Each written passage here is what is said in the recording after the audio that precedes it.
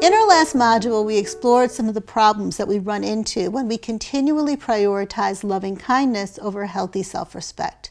We also learned that sometimes, in our efforts to bring ourselves back into balance by practicing more healthy self-respect, self-care, and setting more healthy boundaries, which isn't an easy task for so many of us, we end up having to face some really painful truths. And one of the most difficult lessons that we have to learn is that sometimes horrible things happen to very good people, and there's nothing that we can do about it. In this module, we're going to be looking at the theme of courageous self-trust and how it relates to integrity. One of the things we're going to look at together is another not-so-pleasant truth, which is when the quality of courageous self-trust hasn't been sufficiently developed in us, essentially good people can end up doing pretty bad things. And I'm not just talking about unhealthy and personally disempowering things. I'm talking about hurtful, damaging, and cruel things. And I'm going to be sharing more about this later. So there's a really big shadow lurking here. It takes a lot to cultivate courageous self-trust.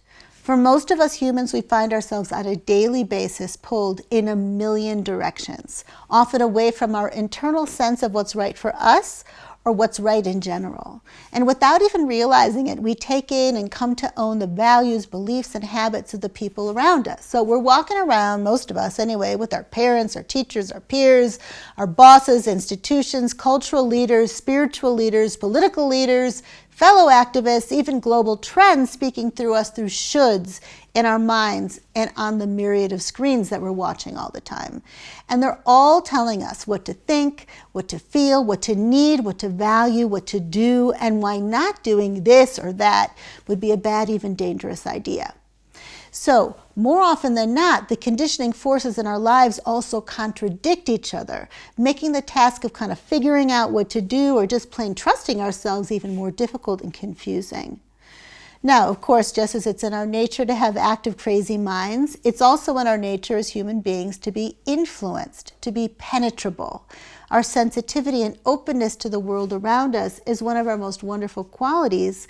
Without the nurturing and inspiring influence of other people, very few of us would ever reach our full potential as unique and yet interconnected human beings. And yet, when it comes to the cultivation of courageous self-trust, we can get so lost, so under the influence that we can't feel our truth or access our most authentic instincts at all. Now, for years, and some of you may know this, I studied, taught, and ultimately wrote about a system called human design. Now, human design was brought to the world by a man named Ra Uru Hu. It's an extraordinary system that just weaves epigenetic wisdom together with the I Ching and astrology, the Kabbalah, and the chakra system, and probably much more. And over the years, this system has been explored by countless people and has evolved into a rich tapestry of perspectives and approaches. Richard Rudd, who's the author of the Gene Keys, which lies at the heart of the Wisdom Keeper's Oracle deck, was a human design student and teacher for many years before his journey took him in a more kind of archetypal or mystical waters, as I would say. So, together with a man named Werner Pitzel and his wife, Laura Pitzel, he co-created Integral Human Design, which brings the Gene Keys and human design together in a fascinating way.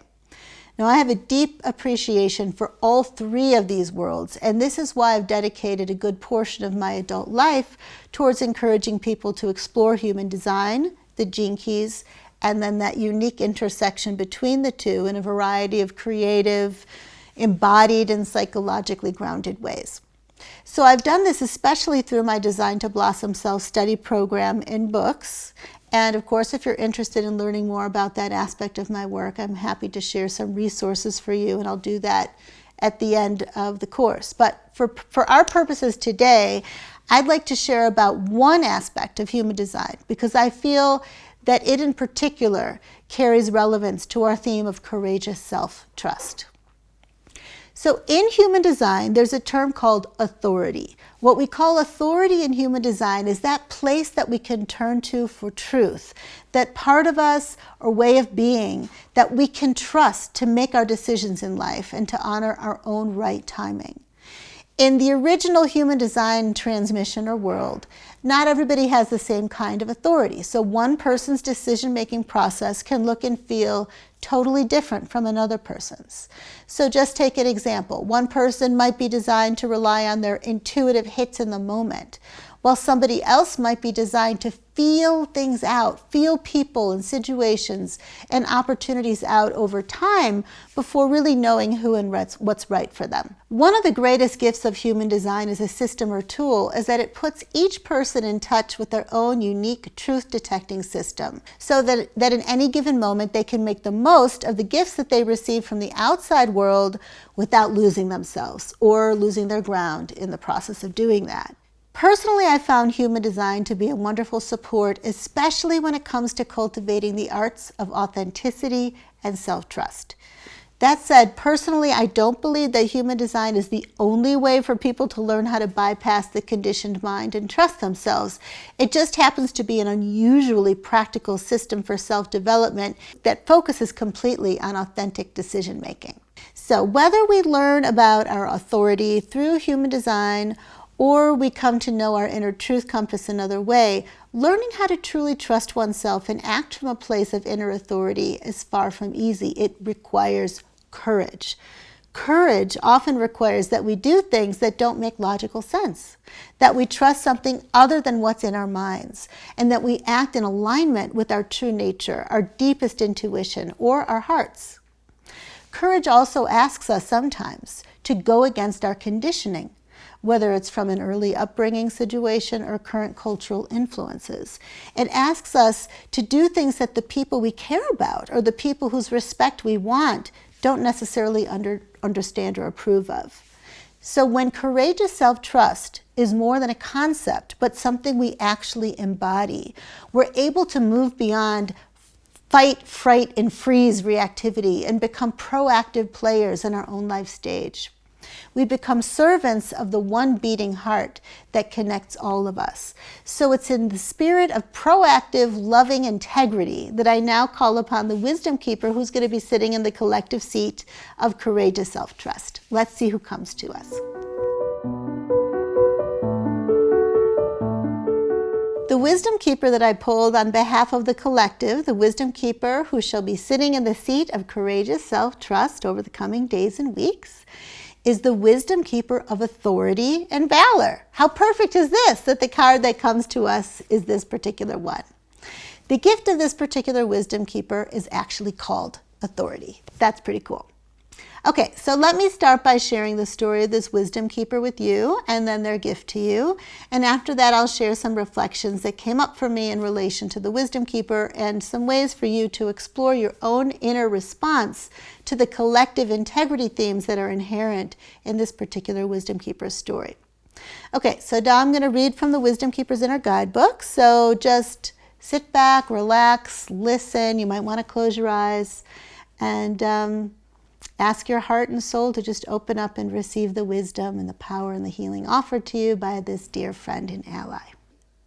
Ultimately, the only ones who will be given positions of control will be those who have given up being in control. Gift, the gift of authority, the shadow of control, the city of valor.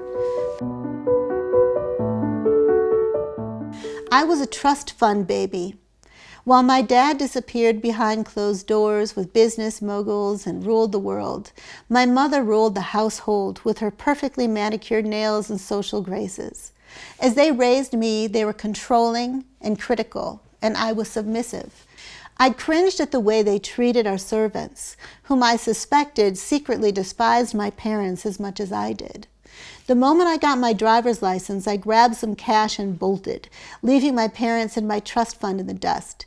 I had no plan, no college education. All I cared about was being free of their stuffy, oppressive world. So I worked odd jobs, went with the flow, and reveled in the fact that I no longer represented the imperious elite. But when my financial cushion ran out, so did my sense of adventure. Too humiliated to beg my parents to take me back, I lived in my car behind our house, eating the food that was thrown away. One of the servants found me there and insisted on taking me in. Her family had almost nothing, but gave me everything. I was grateful and humbled. I realized how bitter and selfish I'd become, how deeply I resented my parents for their narrowness and selfishness, at society for ignoring the needy, and more importantly, at myself for being too weak and pathetic to help myself, much less anyone else. I'd become as obsessed about money as my father and as disconnected from the real world as my mother. If I truly wanted my life to be useful, I'd have to take responsibility for it.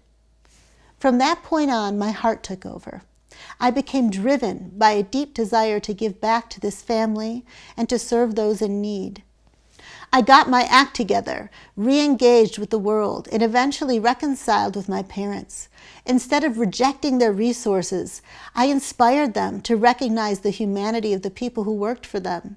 My parents are now the biggest financial supporters of my efforts to give homes to the homeless, bring gardens to food deserts, and represent people whose voices have not been heard. The more my heart opens, the more loyalty I inspire in the most unlikely places. I come to share that true power has nothing to do with money or control. True power is about speaking and acting from the heart and grounding all that you do in a deep desire to serve. Becoming the true authority in your own life requires both that you surrender and that you rise up to meet whatever life brings your way with enthusiasm, gratitude, and a deep sense of responsibility. You will know that you are owning your authority when you inspire loyalty and connectivity wherever you go. When everyone you represent, no matter what role they play, feels empowered, impassioned, and respected. It's time to listen deeply to the will of the groups in your life and act sincerely on their behalf. It's time to become the trustworthy person I know you can be.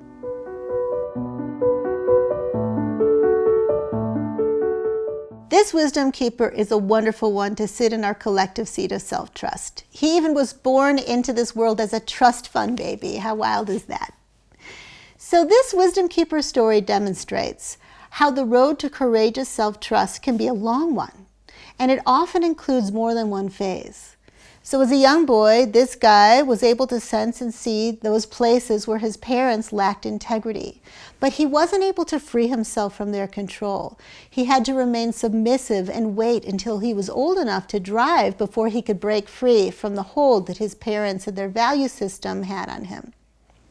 Leaving the security of his childhood home, leaving his trust fund in the dust, and rebelling against his authoritarian, powerful parents certainly required courage.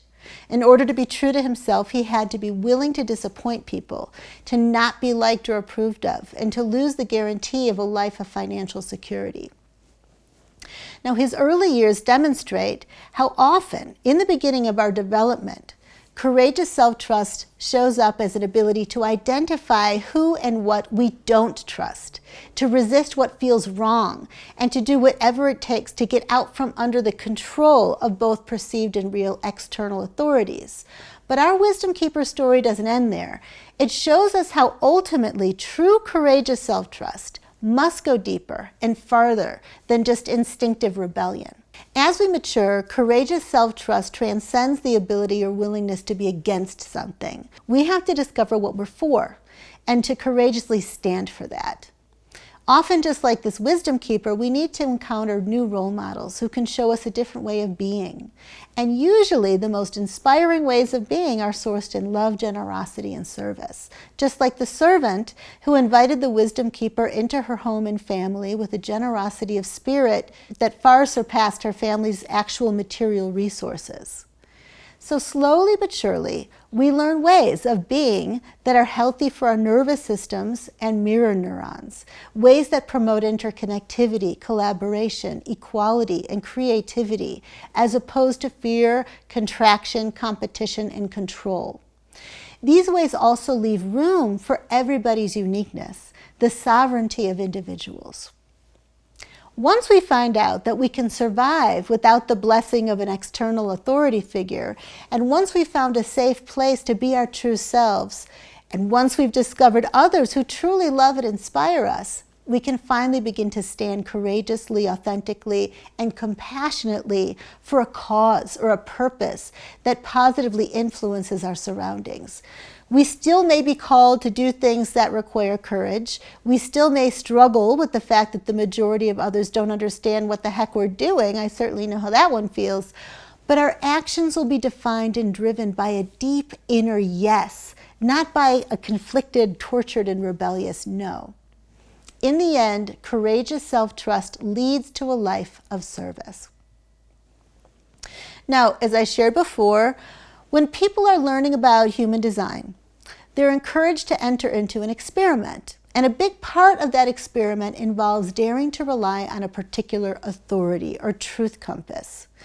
As we learn to approach the decision-making process with increased autonomy and freedom, accessing and honoring our authority can be incredibly empowering. Embracing our authority as defined by human design, however, doesn't mean that we have to ignore or discard the many other ways that we can access our knowing. We all have intuition. We all have feelings. We all have gut responses.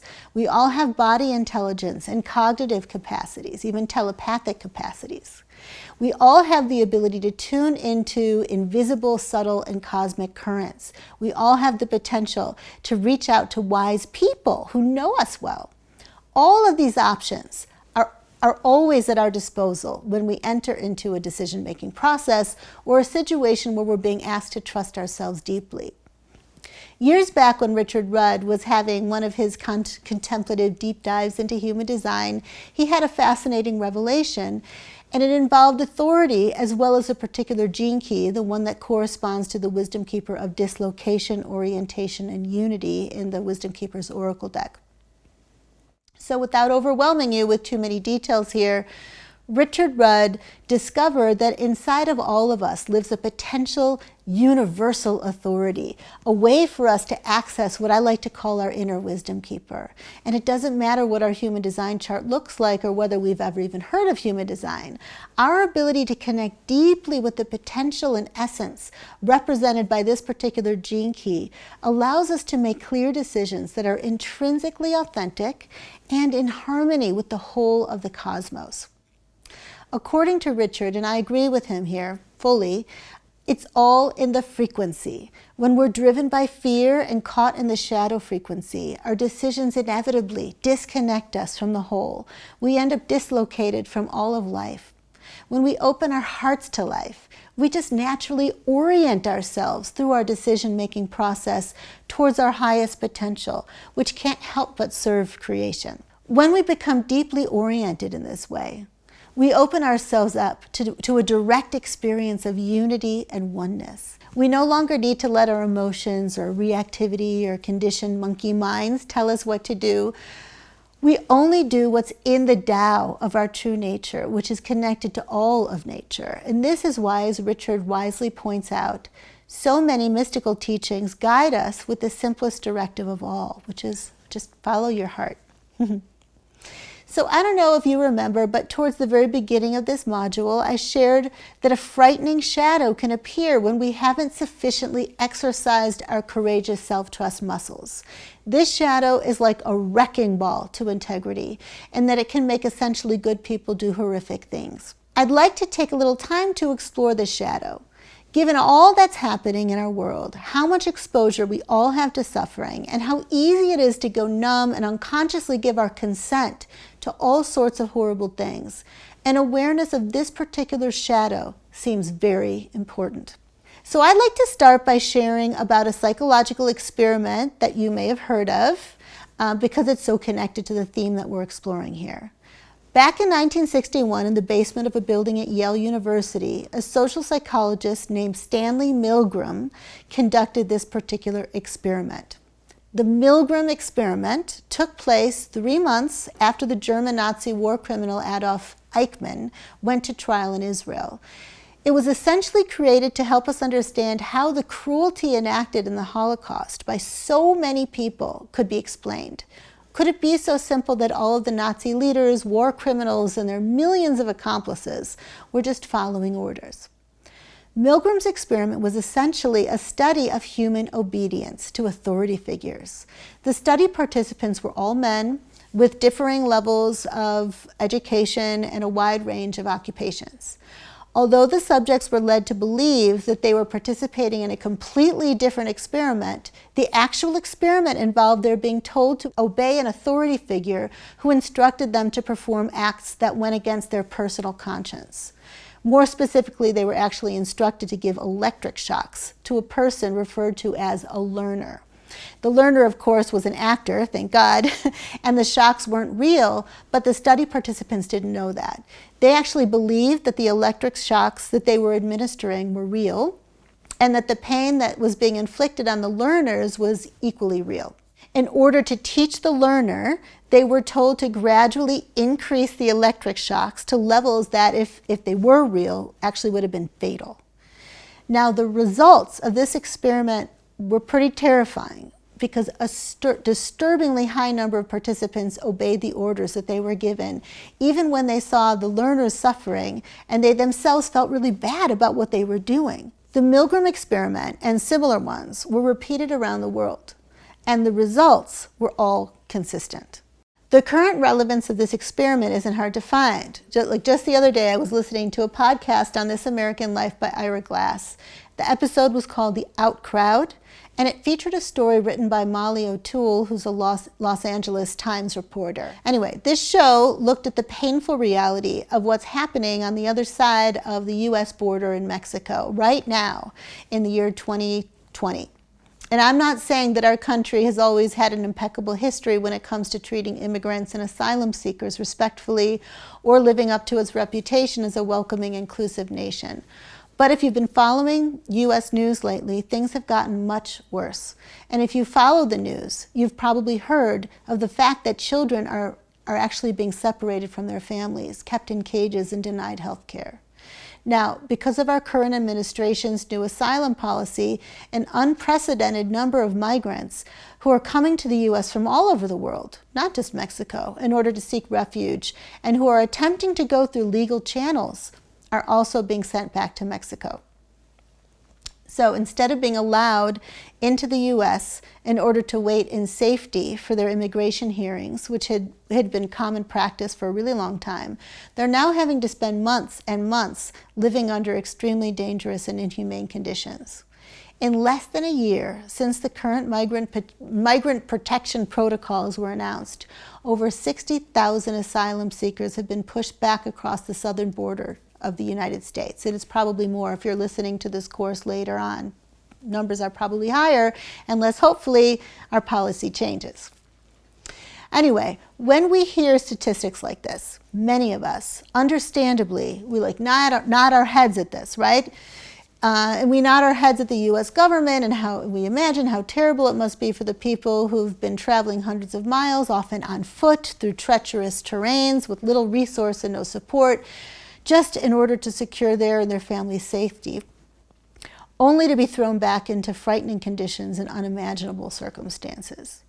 But we rarely take a moment to think about the fact that every single one of those 60,000 or whatever the number is asylum seekers isn't just being pushed back over the border by some theoretical government with bad policies. These people and their families, most of them exhausted, traumatized, in complete dark about the brutal and confusing process they're about to be put through, are being seen, heard, and considered, and then separated from their loved ones and most often rejected, literally pushed back into harm's way by actual human beings, by people like you and me. That's what's happening. The majority of time, these asylum officers, these human beings, aren't bad people, although it can be easy to just demonize them from a distance. Asylum officers actually have hearts and a conscience, and in fact, many of them are drawn to the profession because of their compassionate nature, because they want to play the role of welcoming people in need into their country. They want to be the people who can provide asylum seekers with a safe sanctuary and demonstrate that there are places in the world where justice matters and all people are treated with respect and care. One of an asylum officer's central responsibilities is to make sure that no one gets returned to a home country that would put them in harm's way. But in the case of the United States right now, And as we know, this sort of thing is happening all over the world. There's been a change of policy, and right now, our southern border asylum officers' main responsibility is to keep people from coming into this country, as opposed to keeping them out of harm's way. Now, before, asylum officers were encouraged to err on the side of leniency. If there was any concern that someone might be harmed, tortured, or murdered, if they were sent back to Mexico or their own country, the asylum officer was required to let this person into the United States, where they could then wait safely for their case to be considered. Now the standards for proving that a person is worthy of being let into the United States are impossibly high. And if people can't name the particular person who might rape them or might kidnap them, or if they can't prove they'd been threatened specifically because of their nationality, or if they can't prove that the police wouldn't protect them should they come into harm's way, or if they can't prove that anyone who has or might threaten them would be able to locate them, then their asylum officers would have to send them back over the border. Listening to this podcast, I learned that even people whose cases checked all of the required boxes and their asylum officers actually decided to keep them in the States, their cases were still overruled by supervisors. And this has happened time and time again. The statistics, I'm telling you, the statistics were kind of crazy. It was something like out of over 47,000 cases handled under the new policy, only 11 people were granted asylum or allowed to stay in the United States. So right now, hundreds of well-intentioned officers are finding themselves in a horrible predicament. If they want to keep their jobs, they have to do things that go totally against every courageous self-trust cell in their bodies. They have to send people, even young children, into places where kidnappings, rape, and violence against asylum seekers are well documented. I was so moved by this podcast and the opportunity to get to hear about what's happening at my own country's borders from the perspective of asylum officers with a conscience. And I learned that many officers are dealing with the situation by calling in sick, by requiring transfers, retiring early, and quitting. Like the younger version of our wisdom keeper, they're trusting themselves enough to know what they're against. They're getting out of Dodge. That already takes so much courage. Now, one particular asylum officer's story, however, was particularly inspiring to me, and I really want to share it with you here because I feel he embodies a more matured version of courageous self-trust and perseverance that we're exploring together. This man's name is Doug Stevens, and once he figured out what he was being asked to do as an asylum officer, and it didn't take him more than a couple of days to figure it out, he refused to do one more immigrant interview. And instead of calling in sick or requesting a transfer, he poured through all of his law books. Luckily, he actually had a background in law, and he came up with a long list of reasons for why the new immigration policy was not only immoral, but illegal. And then he shared his concerns with his supervisors. When his supervisors realized that he couldn't be convinced to just obey orders, they started disciplinary proceedings, of course. And now Doug Stevens knew that he had no choice but to quit. But before he quit, he drafted a memo outlining all of the reasons he believed the new policy was illegal and why he was refusing to do the interviews. Then he sent the memo to everybody in the Citizenship and Immigration Services office in San Francisco, as well as to 2 agency supervisors who had been disciplining him. And as a result of his action, absolutely nothing happened. His memo was completely ignored. Now, most people would just call it a day at that point, but he didn't. Doug then sent the memo to the U.S. Senator, to his U.S. Senator. He also sent his resignation letter and the legal memo to everyone in San Francisco Asylum, about 80 people, and then to a representative for union officers all across the country. Then he walked out. No longer in government, this man is now working to draw attention to the program and encouraging other people to speak out as well. So in the interview with him, he said something that I really want to share with you here because it's so basic, but it's very profound. He said, "They make one change and everyone at the office says, oh, this is terrible, but we'll figure it out. Then they make another change and people say, this is terrible, but I need my job. I'm going to do it even though I don't want to. And I'll complain about the work, I'll complain about the hours, but at the end of the day, I'm going to do it. And the more I do it, the easier it is to do. And that is terrifying. That's how all the awful things in the world happen. That's how you get so many good people doing really bad things.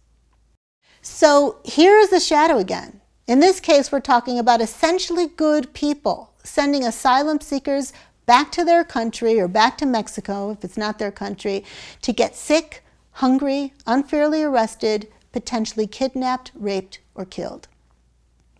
Now, clearly this story is not alone, given all of the atrocities happening around the globe, both human-made and nature-made, and the likelihood that climate change and proxy wars will only increase the number of people who are seeking refuge across borders. This story and the refugee crisis has global relevance.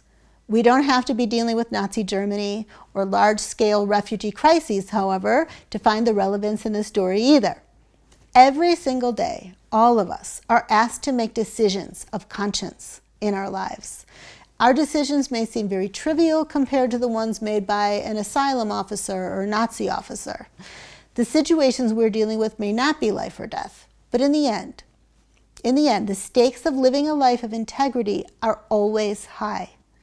Maybe we're being asked to speak up on behalf of somebody who doesn't have a voice. You know, it could be a person, it could be a child, an animal, a bee, an endangered tree. Maybe we're being asked to defend somebody who's being attacked emotionally or physically, or to be honest with a loved one who might strongly disagree with what we have to say. Or maybe we're being challenged to bring attention to a shadow that's showing up in a spiritual community or an educational program that we're involved in. Or maybe we're having to say no when everyone expects us to say yes, or yes when others expect us to say no. In all of these cases, we're being asked to trust in our own inner authority. We're being asked to do or say something that might feel risky, that might be judged. We're being given an opportunity to act from a place of courageous self-trust, or not. Now, in the end, I've come to believe it matters less where we engage or apply our courageous self-trust, and what matters more is that we engage it, and that we engage it full-heartedly, not out of guilt, obligation, fear, or unprocessed rage, but out of a genuine and authentic, deeper than the mind impulse to honor who we are, and to recognize our body and our heart's wisdom, and to stay awake to what our conscience feels and tells us in each passing moment. Now, when we align our courageous self-trust with the deep desire to be of service, we unleash the power and intelligence of an invisible network that links all of us together in ways that are so effective and so much more synergistic than we could ever comprehend or plan with our intellects. When we surrender to the currents and the impulses of our own hearts, we often find that people, projects, good causes, and movements that seem totally separate or unrelated at one point suddenly join together and cross-pollinate to make a larger and more holistic impact. I also believe, especially during times when we're particularly vulnerable to feelings of despair and resignation, that there is incredible transformative power in standing by and close to anyone we consider to be a true role model.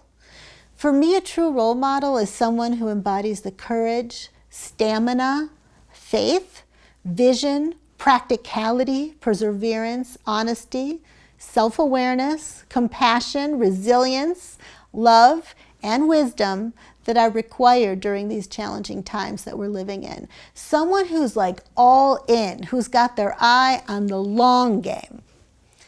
So the role model who's come to us for the collective is, like I said, the wisdom keeper of authority and valor. So let's keep him close. Let's keep him really close to our hearts in the days and months ahead.